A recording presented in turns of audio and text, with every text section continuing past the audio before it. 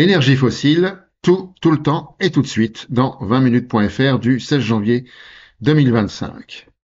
Les spéculateurs n'aiment pas les énergies renouvelables et ils l'ont fait savoir à la compagnie pétrolière British Petroleum. Les dirigeants de l'entreprise ont parfaitement reçu le message et ont annoncé que BP allait recentrer son activité sur les énergies fossiles et supprimer en interne 4700 emplois, soit 5% des effectifs mondiaux. La bourse a salué cette réorientation de l'entreprise et le cours de l'action à Londres a pris 0,9%. Pourtant, sur le site internet de la compagnie, on peut lire, entre autres blabla, BP s'oriente vers les énergies bas carbone et les solutions clients en multipliant ses investissements dans les énergies bas carbone par 10 d'ici 2030 et par 8 d'ici 2025. Concentre ses activités résilientes de production d'hydrocarbures sur la valeur ajoutée en diminuant de 40% la production actuelle d'ici 2030 à travers une gestion optimisée du portefeuille actuel. Réalise son ambition de neutralité carbone en réduisant de 30 à 35% les émissions provenant des opérations d'ici 2030, génère de la valeur sur le long terme pour ses actionnaires. C'est bien entendu cette dernière promesse et seulement celle-là qui importe, non pas dans le long terme, mais bien dans le court terme. Avenir sombre pour la Méditerranée à horizon 2050 selon le rapport du Plan Bleu publié le 16 janvier 2025. Le Plan Bleu est l'un des centres d'activité régionale du Plan d'action pour la Méditerranée, du Programme des Nations Unies pour l'environnement. Son dernier rapport du 16 janvier est intitulé « La Méditerranée à horizon 2050 ». Commençons par un constat. La Méditerranée est après l'Arctique la région du monde qui se réchauffe le plus vite, 20% de plus qu'ailleurs. Elle est aussi une des régions qui a le plus fort déficit écologique, différence entre empreinte écologique et biocapacité, et où se concentre 60% de la population mondiale pauvre en eau. C'est aussi la mer la plus polluée par les plastiques et la plus surexploitée en termes de pêche, avec les 3/4 des stocks de poissons qui font l'objet de pêche non durable et une baisse de 30% des prises entre 1994 et 2017. À quoi faut-il s'attendre en 2050 ? La température augmentera de 2,3 degrés de plus en Méditerranée en 2050. Un réchauffement accéléré de la mer entraînant un changement des dynamiques en eau profonde et une tropicalisation des espèces. Une hausse du niveau de la mer voisine de 40 cm en 2050 avec des impacts croissants sur les littoraux, milieux naturels, population, activités.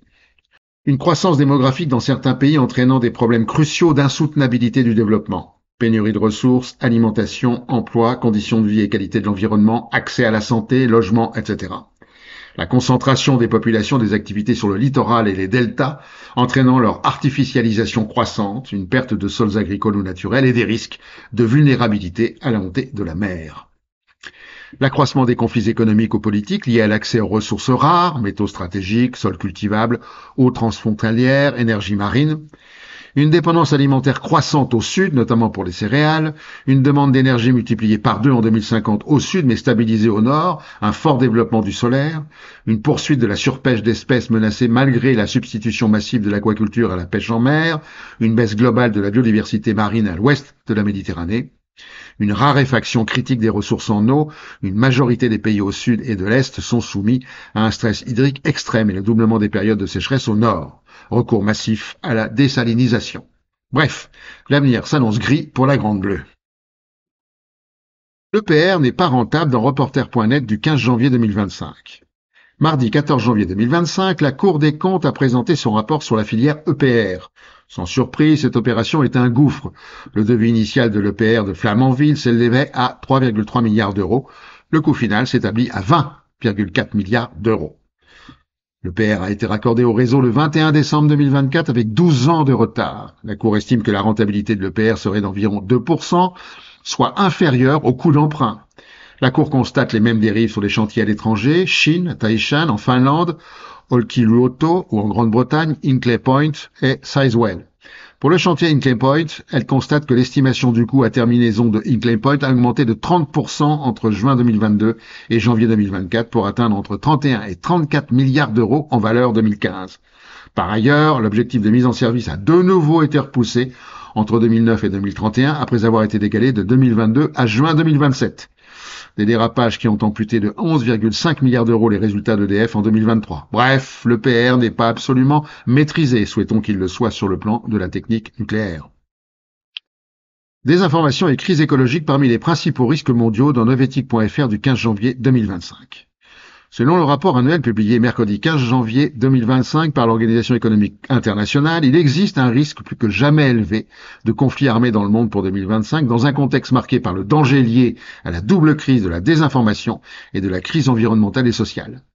Les guerres se cristallisent et s'enlisent en Ukraine, en Palestine, au Liban, en Éthiopie, au Soudan.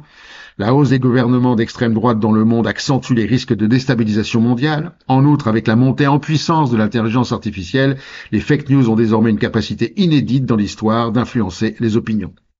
Lou Velgrin, coprésidente de Data for Good et spécialiste de la désinformation, déclare que « Nous vivons dans un monde où les algorithmes sont conçus pour nous faire passer de plus en plus de temps sur les réseaux sociaux, exposés à tout type d'informations, un monde où les fausses nouvelles se diffusent plus vite que les vraies, où les discours extrêmes ont plus de résonance que les discours scientifiques. » Enfin, le rapport indique que sur les 5 risques majeurs pour le monde dans les 10 prochaines années, 4 risques environnementaux arrivent en tête.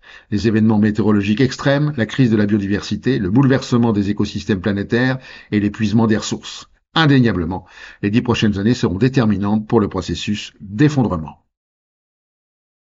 L'article en perdition dans futurascience.com du 17 janvier 2025. D'après une étude publiée le 17 janvier 2025 dans Geophysical Research Letters, l'Arctique s'est réchauffé environ 4 fois plus vite que la moyenne de ces 4 dernières années. Entre 1997 et 2020, le réchauffement des terres les plus importants s'est produit dans la toundra de l'extrême est de la Sibérie et dans toute la Sibérie centrale. Environ 99% de la région a connu un réchauffement important. De plus, la Sibérie et les territoires du nord-ouest du Canada ont vu une augmentation des eaux de surface et des inondations dans certaines parties de l'Amérique du Nord, signe de dégel du pergélisol. Enfin, les régions occupées par la forêt boréale sibérienne contribuaient jusqu'à aujourd'hui à absorber et à stocker le CO2. Désormais, elles sont soumises à des stress climatiques majeurs. Résultat, le risque incendie grimpe en flèche. Et pour finir, la connerie de la semaine.